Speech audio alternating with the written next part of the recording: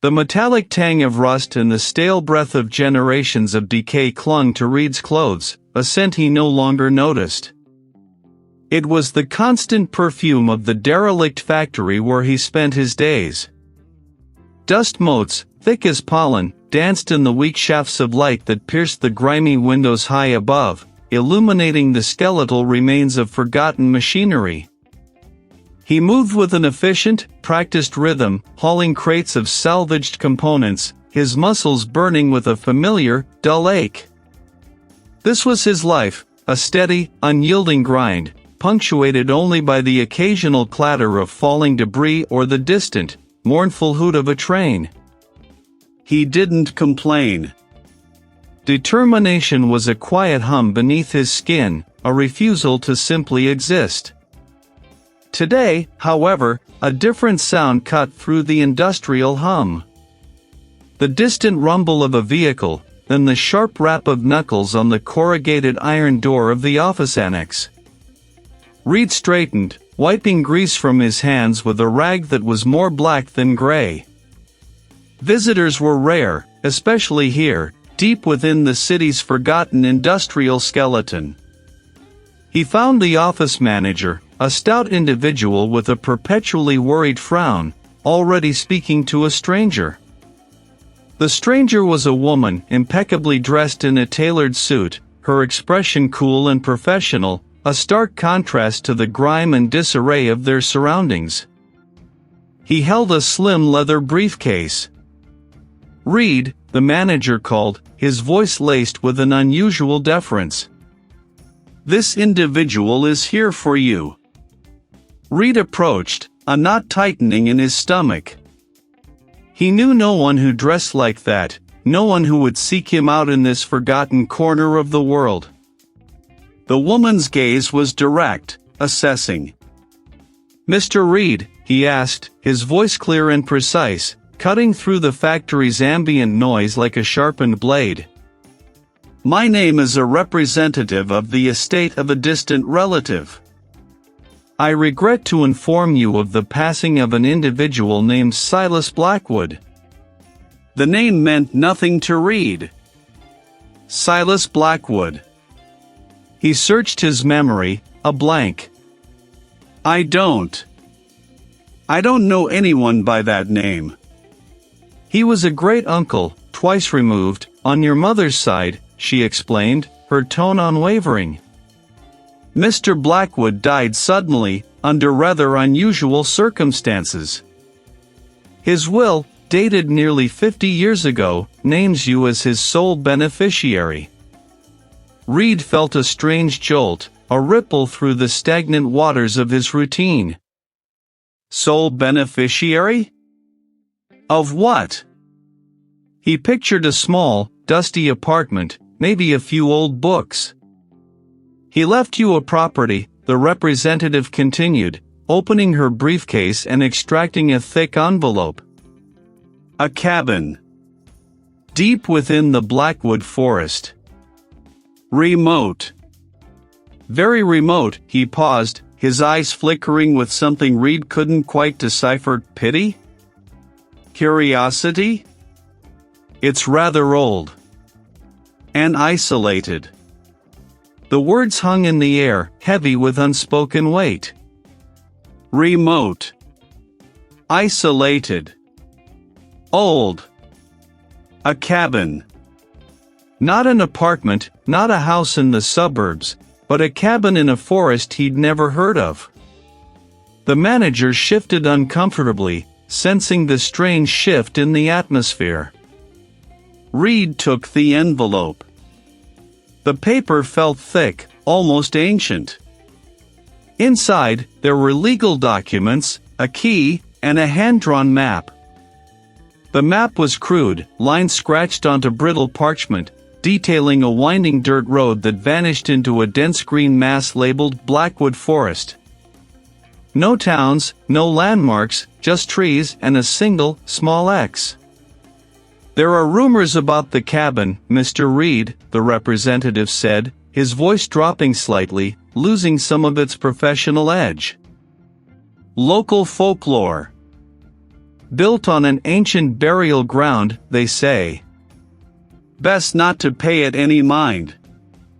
Her attempt at reassurance felt hollow, a forced pleasantry. She offered a brief, practiced smile. My firm has handled all the necessary arrangements. The property is legally yours. Good luck, Mr. Reid. With that, he turned and left, him expensive shoes clicking faintly on the concrete floor before him vehicle hummed away into the city's din. Reid stood there, the heavy envelope in his hand, the key cold against his palm. The manager, still wide-eyed, cleared his throat. A cabin, huh? Sounds interesting. Reid nodded slowly, but his mind was already elsewhere. The derelict factory, with its familiar smells and sounds, suddenly felt alien, a stage set for a life that was no longer entirely his. A name from the deep past, reaching out to pull him into an unknown future. The journey was long, a gradual shedding of the familiar. The city's sprawl gave way to suburbs, then to small towns that blurred into a landscape of rolling fields and distant hills. Finally, the paved road ended, replaced by a gravel track that chewed at his tires. The air grew cooler, carrying the damp, earthy scent of pine and decaying leaves. The trees began to close in, their branches weaving a dense canopy that swallowed the sunlight. Blackwood Forest. The track narrowed further, becoming little more than a pair of muddy ruts. No birdsong, no rustling leaves, just the crunch of gravel under his tires and the rhythmic ticking of the engine. He checked the map again, its lines blurring in the deepening twilight. He was almost there. Then, through a sudden break in the trees, he saw it. The cabin. It stood hunched and ancient, a silhouette against the fading light, nestled in a small clearing. He cut the engine. The sudden silence was profound, almost deafening. The forest around the cabin felt different here, older, more watchful. The air was thick with the smell of damp earth and something else, something subtle and metallic, like old pennies left in the rain. Reid stepped out, his boots sinking slightly into the soft, damp ground. He felt utterly alone, isolated not just by distance, but by something far more profound. This wasn't just a cabin, it was a scar on the landscape, a place that held its breath. The scent of stale metal and forgotten industry clung to Reid's clothes as he finally stepped out of the derelict factory. The afternoon sun, a weak wash through the perpetual haze that hung over the city's fringes, offered little warmth against the chill that had settled deep in his bones. He looked back at the sprawling skeleton of rust and broken glass, a place that had defined his existence for years. It was a monument to a past he was shedding, yet its familiar hum, the distant thrum of unseen machinery, the faint metallic tang in the air, felt like a phantom limb, a presence he was still learning to live without. The journey ahead was long, a slow unraveling from the concrete labyrinth into something ancient and green. Hours later, the paved roads gave way to gravel, then to packed earth, the forest canopy closing in like a heavy, green curtain. The light, once a pale wash, fractured into shards and then faded into a deep twilight even though it was only late afternoon.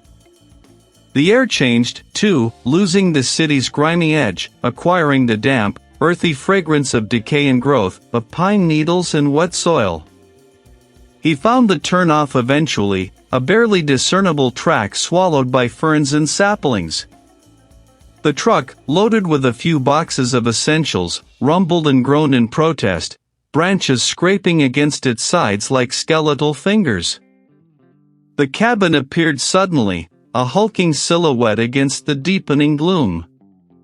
It was larger than the photographs suggested, a two-story structure of dark, weathered timber, its windows like vacant eyes staring out from beneath a heavy brow of eaves. A thick, almost suffocating silence descended the moment he cut the engine. Inside, the cabin was a mausoleum of quiet.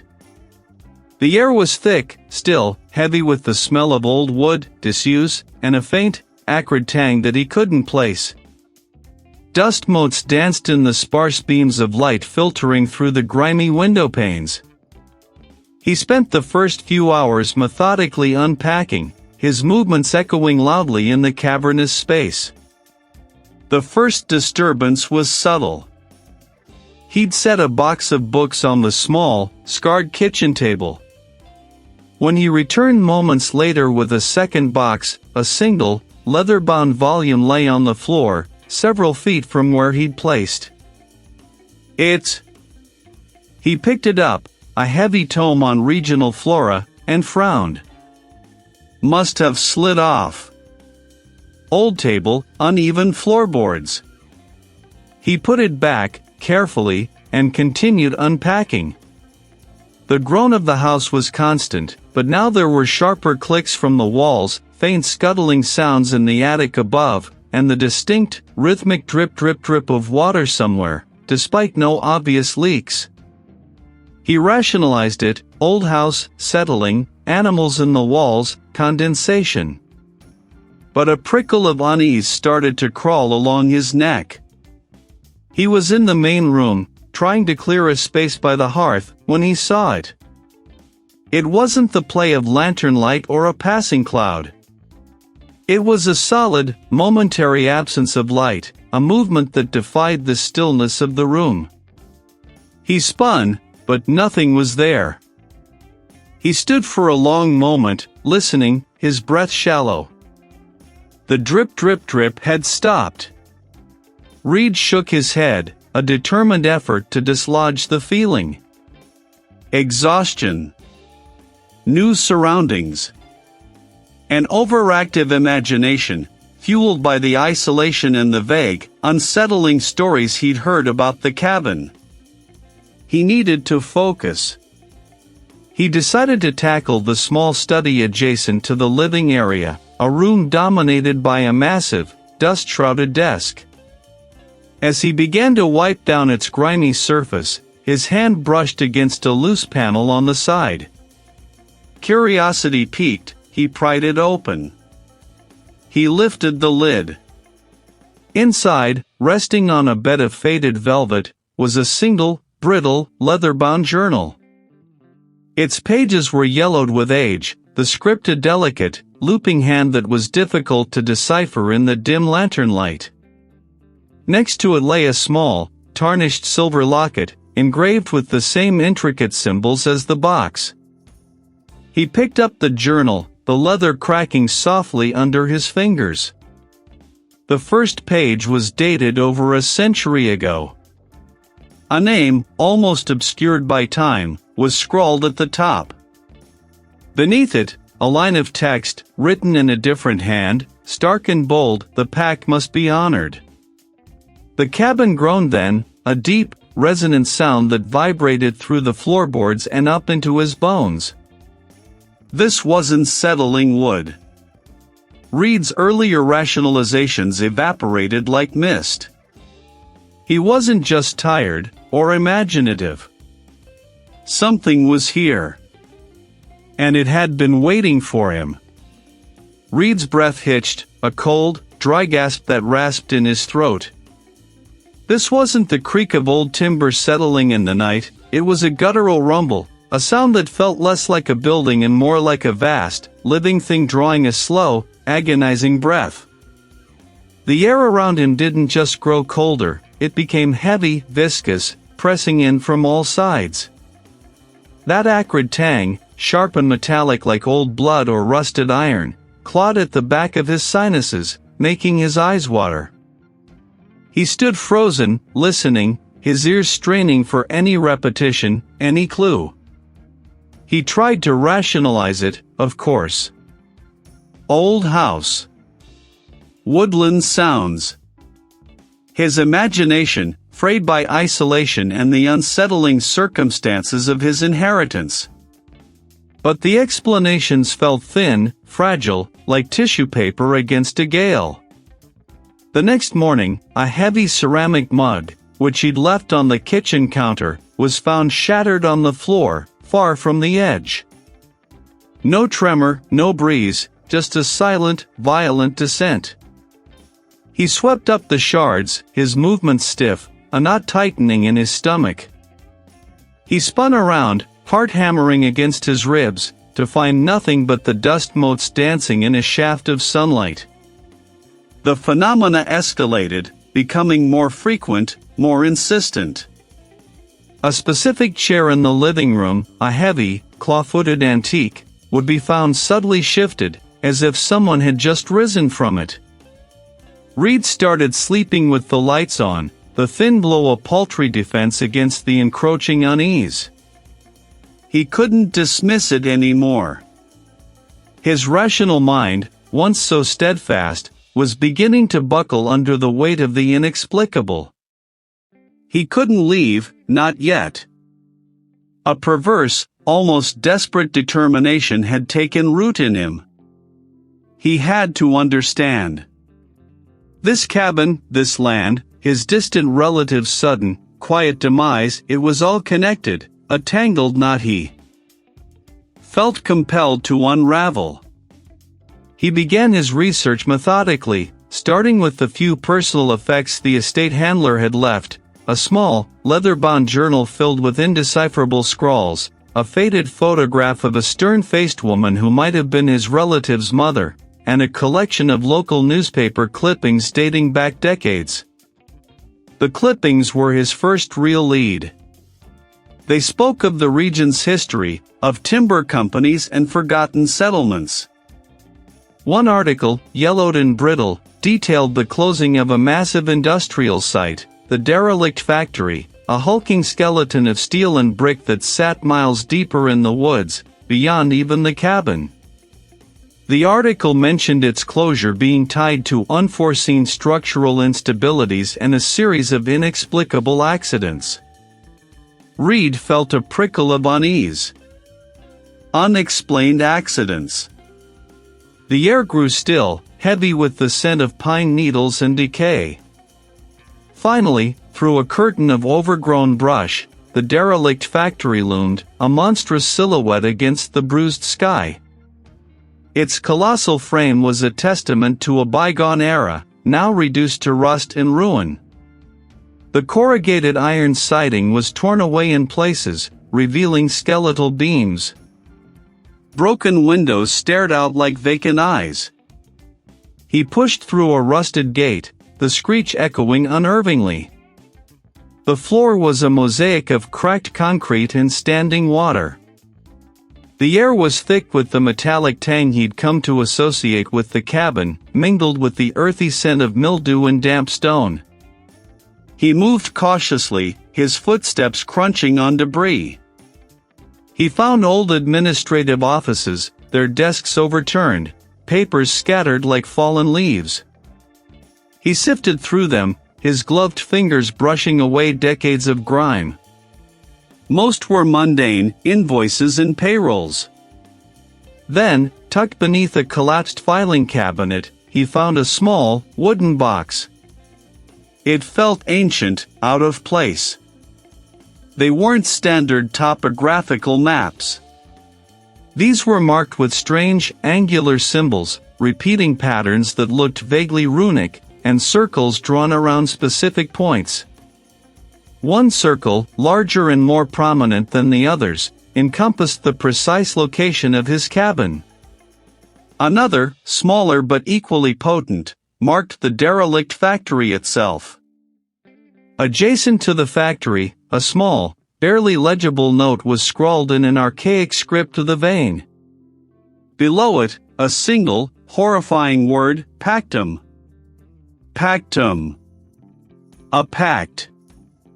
They were deliberate, a language he didn't understand but instinctively recoiled from. He clutched the box, the dry leaves crumbling between his fingers, leaving a faint, earthy residue on his skin. He felt a profound shift, the ground beneath his feet giving way.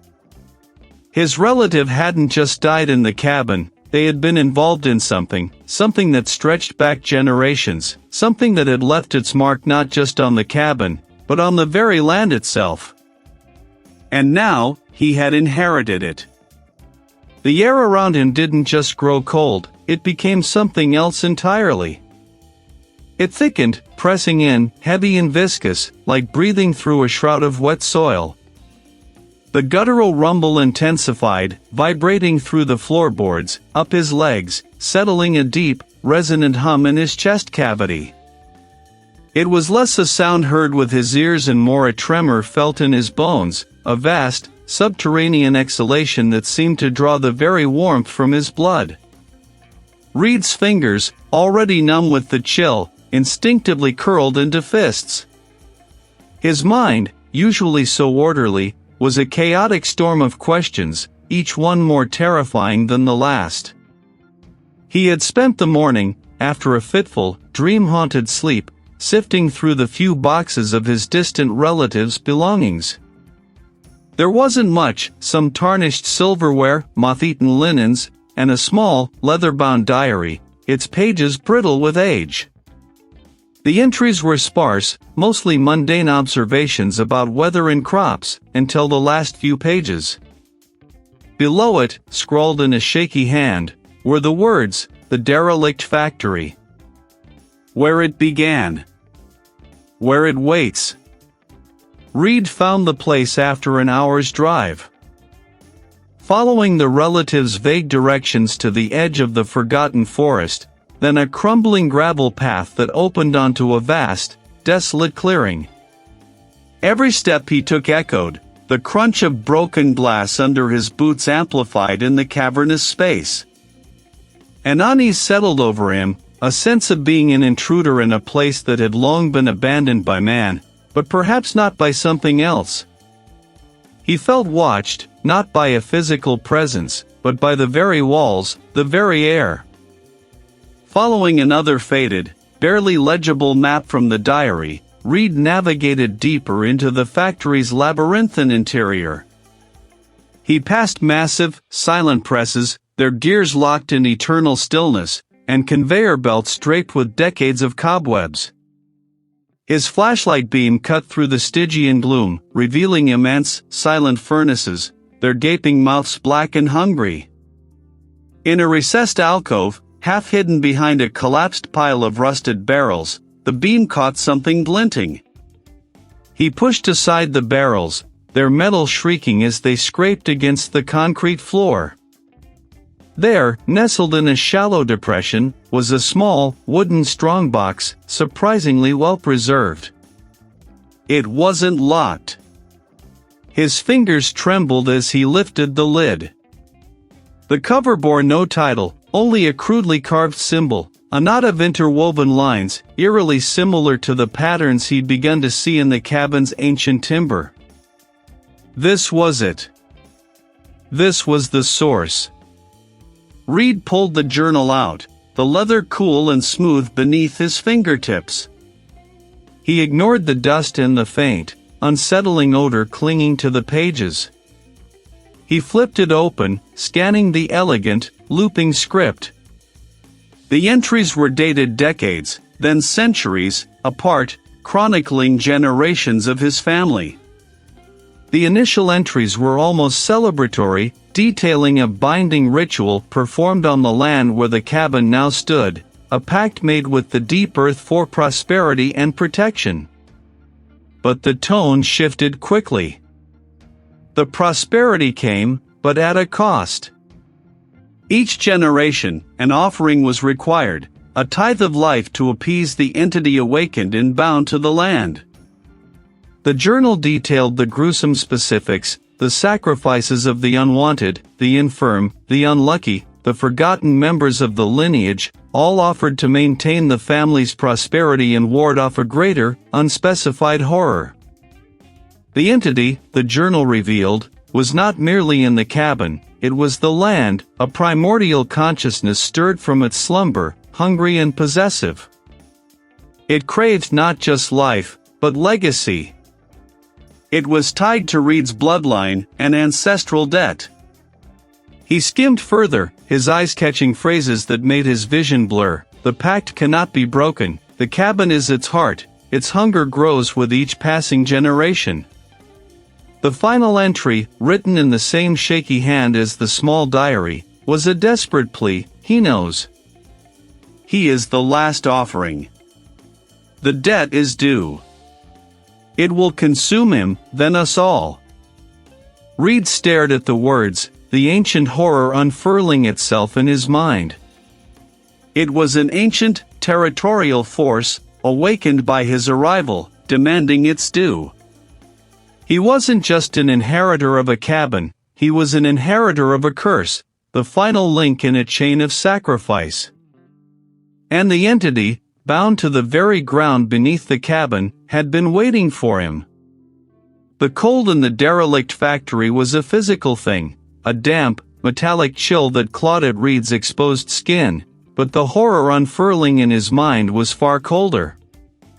The words he'd just deciphered, scrawled in an archaic hand on crumbling parchment, had shifted something fundamental within him. It wasn't just a ghost, not a simple haunting. It was an ancient, territorial force. The final, incomplete word from the previous chapter's ending now solidified into an awful truth. Foe. A conscious, demanding entity. His gaze swept over the forgotten corners of the factory floor, a vast, echoing space where shadows clung like shrouds. The parchment was still clutched in his trembling hand, its brittle edges threatening to disintegrate.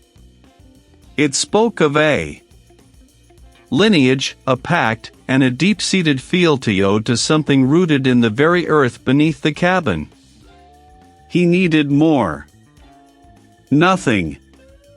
Then, beneath a thick layer of industrial dust and compacted grime, his knuckles brushed against a faint seam on the underside of the workbench.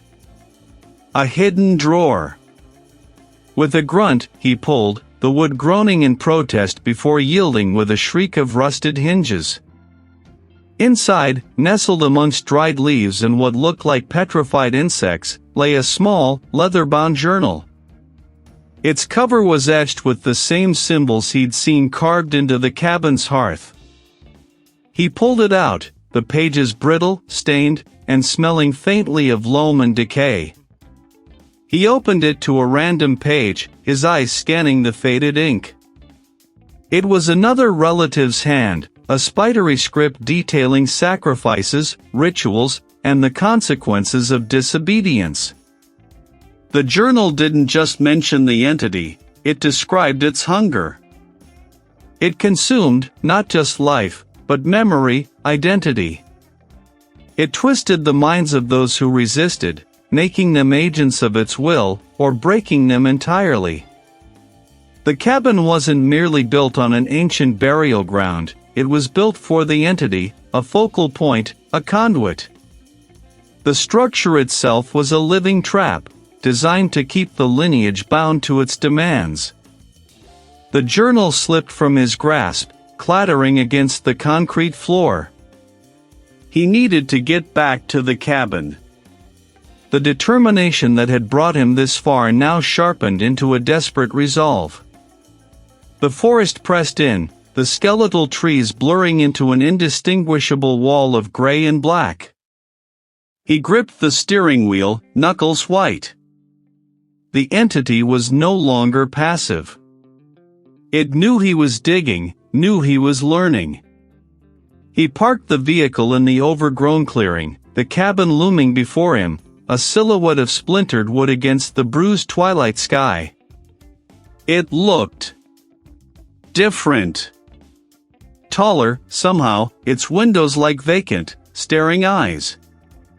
He pushed open the creaking front door, the wood groaning a welcome or a warning, he couldn't tell. Inside, the air was thick, heavy, like breathing through wet wool. The familiar scent of aged timber and damp earth was now tinged with something metallic, something like static electricity before a storm. He reached for the light switch, his fingers fumbling in the gloom, but nothing happened. Then, a single, clear word, spoken in a voice that was undeniably his colleague's, but twisted, mocking, lost. The line went dead. It was inside. It was here. It had listened. A tremor ran through the floorboards, a low thrumming that resonated in his teeth. The main living area, usually a straightforward space, now seemed to stretch and warp. The far wall, where the fireplace stood, appeared to recede, elongating the room into an impossible corridor.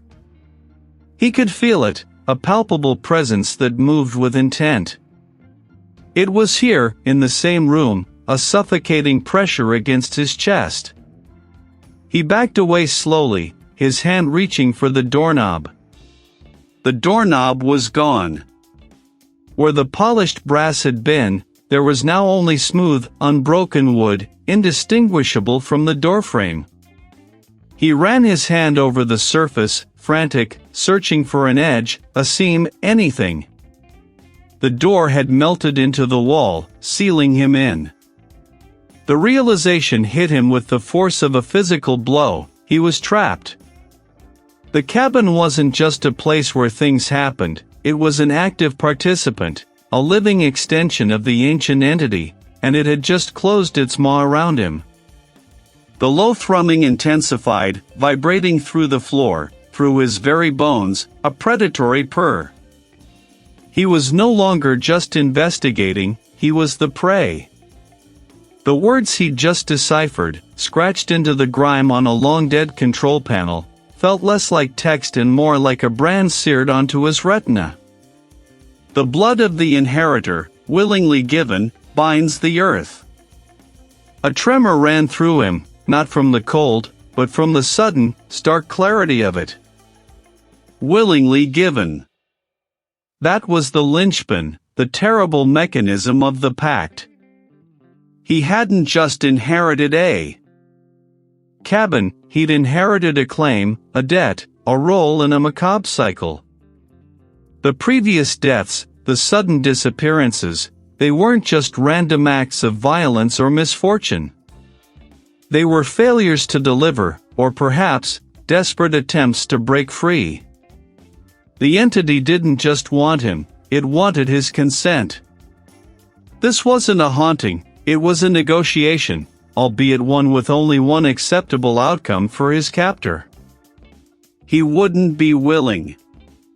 He wouldn't surrender.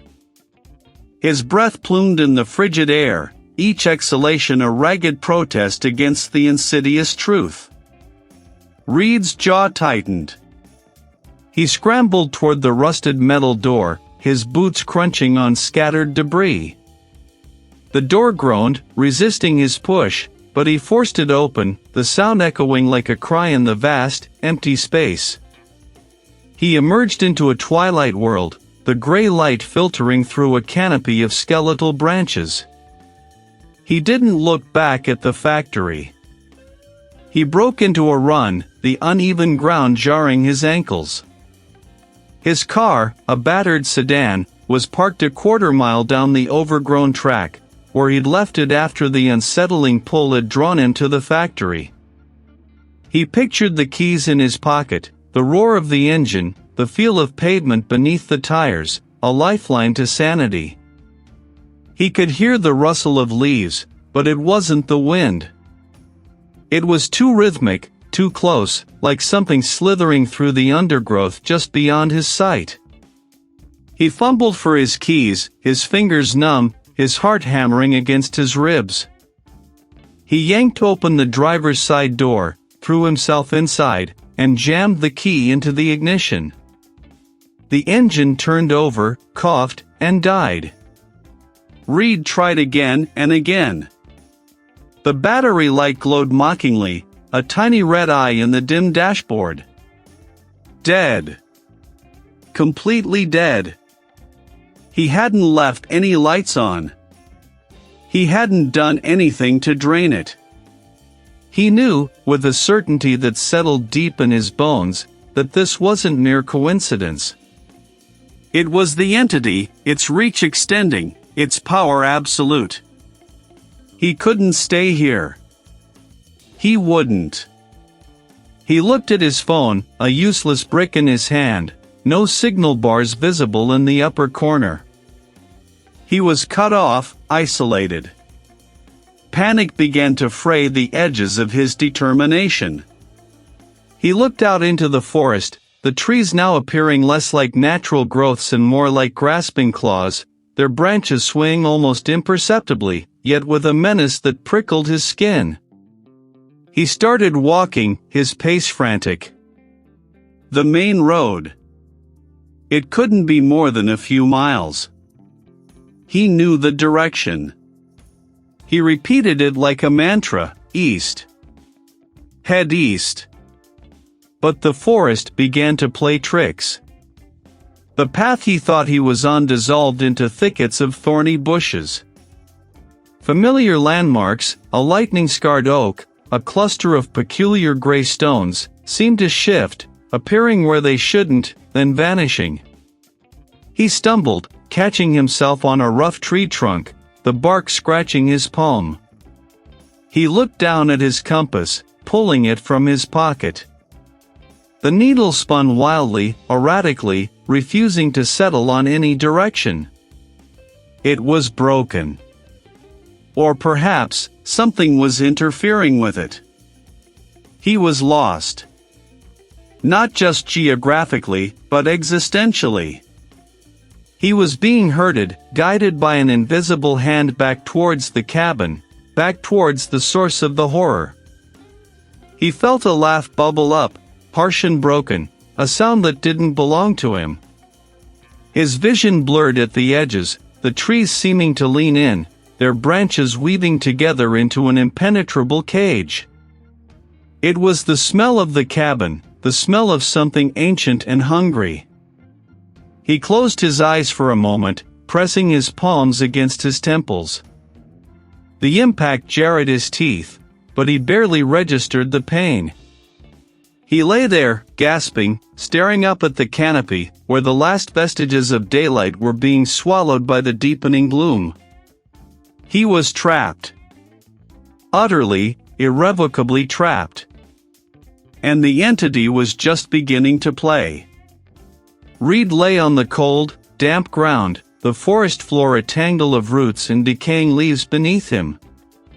His breath hitched, ragged and shallow, catching on the fear lodged in his throat.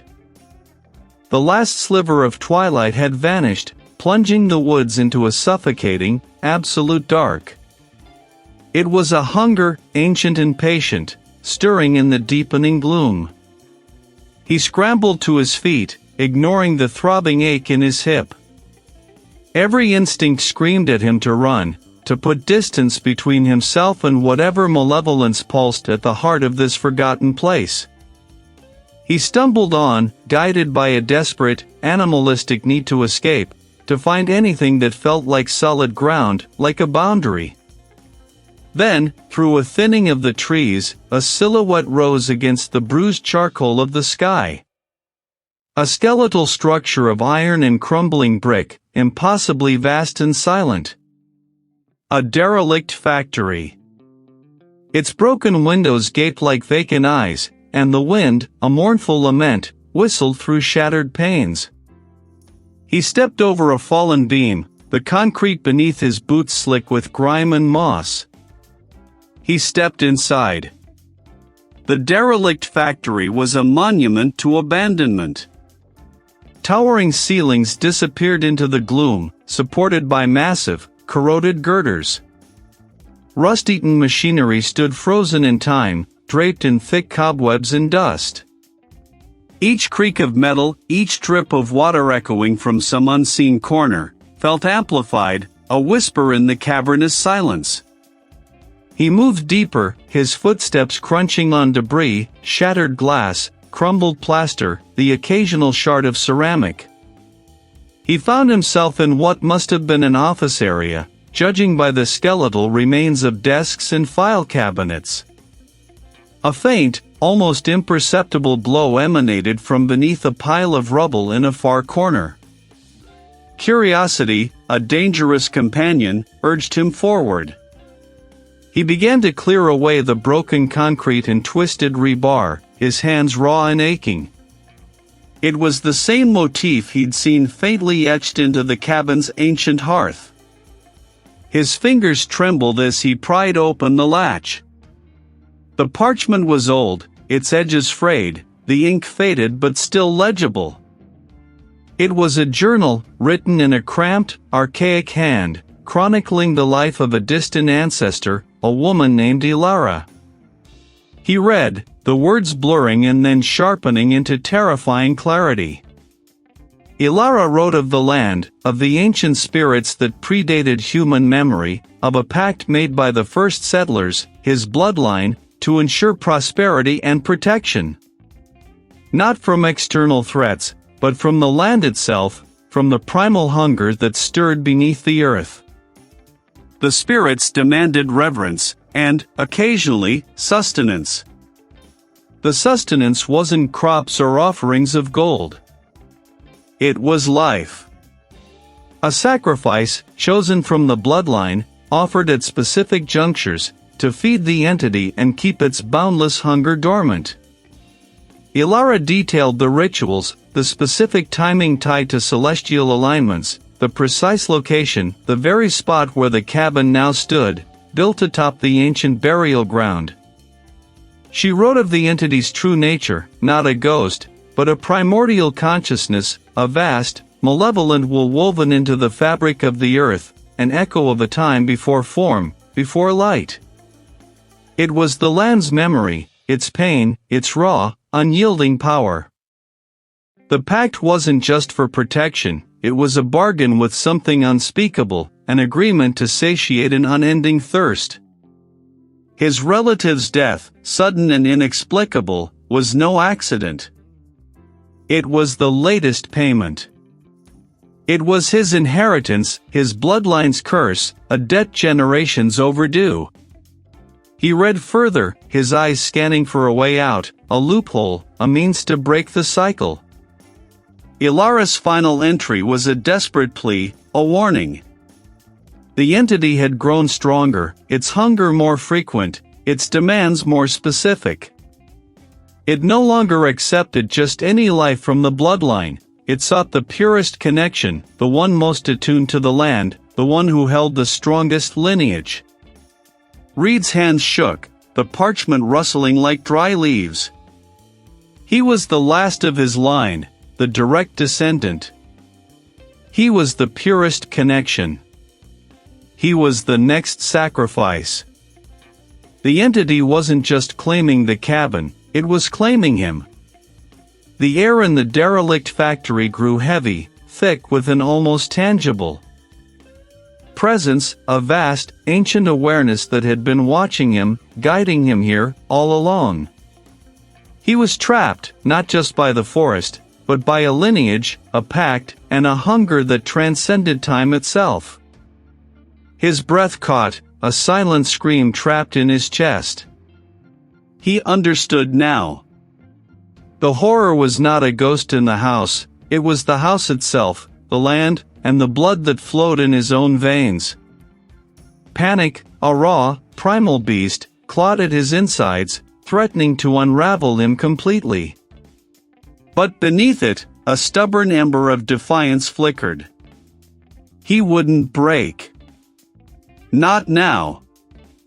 Not when the truth, splintered and distorted, had finally begun to coalesce. The cabin was merely the bait, the gilded cage. The true heart of the horror, the crucible of the pact, lay elsewhere. He pushed himself up, every muscle screaming in protest, his limbs heavy as lead. The air grew thick, tasting of rust and decay, a metallic tang that prickled his tongue. He followed an instinct, a magnetic pull, deeper into the woods, away from the cabin, towards the unseen structure. The trees thinned, their gnarled forms giving way to a more desolate landscape. The ground underfoot changed, from soft earth to broken concrete, littered with shards of rusted metal. The metallic tang in the air intensified, acrid and sharp. Then, through a sudden break in the tree line, it loomed. The derelict factory. A hulking silhouette against a bruised, starless sky, a skeletal leviathan of brick and corrugated iron. Broken window panes stared out like vacant eyes, reflecting nothing. The wind, which had been a low moan in the forest, now whistled through shattered glass and gaping holes in the walls, a mournful, drawn-out shriek. He approached the main entrance, a gaping maw where massive double doors had long since rotted away or been torn from their hinges. The air inside was stagnant, heavy with the scent of mildew, dust, and something else, a faint, cloying sweetness that made his stomach churn. The vast interior stretched before him, a cathedral of ruin. Twisted machinery lay scattered like the bones of some ancient beast, draped in cobwebs and a thick blanket of grime. A low thrum vibrated through the concrete floor, a subtle tremor that seemed to resonate with his own fear. This was its lair, its altar. He remembered the tattered journal, the cryptic symbols, the desperate plea for a descendant to sever the generational chain. Reid moved deeper, his footsteps echoing unnaturally in the cavernous space. He found a raised platform, a control station perhaps, now just a dais of crumbling concrete. This felt right. This felt like the epicenter. He pulled the small, tarnished silver locket from his pocket, the one he'd found hidden in the cabin, etched with the same symbols as the journal. The journal had spoken of a blood sacrifice, not of life, but of lineage. A drop, freely given, to sever the tether. As he raised the knife, the factory shuddered. The low thrum intensified, vibrating up his legs, rattling his teeth. The entity was here, awake, enraged. He pressed the blade to his palm. The metal was surprisingly sharp, biting deep. A bead of crimson weld, glistening in the faint light. He squeezed, letting a single drop fall onto the locket, onto the ancient symbols. The factory screamed. Not a sound, but a tearing of reality itself. The air warped, shimmering as if seen through heat haze. And then, a clear, guttural voice, ancient and resonant, ripped through the chaos, speaking not in words but in pure, unadulterated intent, surging into his mind. You seek to break what was given? What was needed? A vision slammed into him, not a pact of power, but of sustenance. The ancestors, starving, desperate, trading not their souls, but their descendants' vitality, their very essence, for survival, for abundance. The entity wasn't a malevolent demon, but a parasitic symbiont, sustained by the familial line, drawing life from each generation. The cabin, the forest, their prosperity, all bought with a slow, agonizing drain on his family's spirit. Reid wasn't just breaking a curse, he was starving a primordial hunger. The factory walls groaned, the very structure seeming to recoil from his act. A crushing weight descended upon him, pushing him to his knees. The air grew heavy, suffocating, as if the entity was trying to crush the life from him before the ritual could complete its work. He gasped, fighting for breath, his vision blurring at the edges. He was insignificant, a tiny spark against an ancient, consuming fire. But the locket, now glowing faintly with his blood, pulsed with a fierce, defiant light. The metallic tang of rust and damp concrete scraped at the back of Reid's throat, a bitter flavor that seemed to cling to his very bones. He lay sprawled on a floor of shattered glass and grit, the chill seeping through his clothes, biting deep. His head throbbed with a dull, insistent rhythm, each pulse a hammer against his skull. When he finally managed to pry his eyelids open, a vast, gray expanse of corrugated iron ceiling stretched above him, crisscrossed with skeletal beams and the ghostly outlines of defunct machinery. He was in the derelict factory, a place of forgotten industry, now a mausoleum of decay. His limbs felt like leaden weights, his body a collection of disconnected parts. He tasted blood, a faint coppery tang, and realized his lip was split. A dull ache radiated from his chest, a deep, persistent hollowness that felt colder than the factory air. It wasn't just physical pain, it was an emptiness, a profound draining that went beyond exhaustion. He remembered the vision, the terrible clarity of it, not power, but sustenance. The ancestors, desperate, trading their descendants' vitality, their very essence, for survival. And now, he understood the cost. He had broken the chain, but not without paying a terrible price. The air was thick with the scent of decay, of old oil and stagnant water, a smell that now felt strangely comforting compared to the cloying, ancient rot of the cabin. He looked down at his hands, calloused and scraped, and saw the faint, almost translucent quality of his skin, as if some inner light had been dimmed. The symbiont was a parasite, and he, Reid, had been its most recent host, its most recent meal. He had fought it off, expelled it, but it had taken a piece of him with it. A profound weariness settled over him, not just physical fatigue, but a soul-deep exhaustion that threatened to swallow him whole. The images flashed in his mind, the grasping tendrils, the ancient hunger, the faces of his ancestors, desperate, gaunt, making their terrible bargain. He had seen their fear, their resolve, their ultimate surrender. And he had felt the entity's fury as he severed its connection, a shriek that had vibrated through the very core of his being, leaving him raw and exposed. He stumbled towards a broken window, the concrete crunching under his boots. Outside, the sky was a bruised purple, the first blush of dawn painting the distant tree line. The silence was absolute, broken only by the occasional drip of water from a leaky pipe somewhere deeper within the factory. The entity was gone, he was sure of it.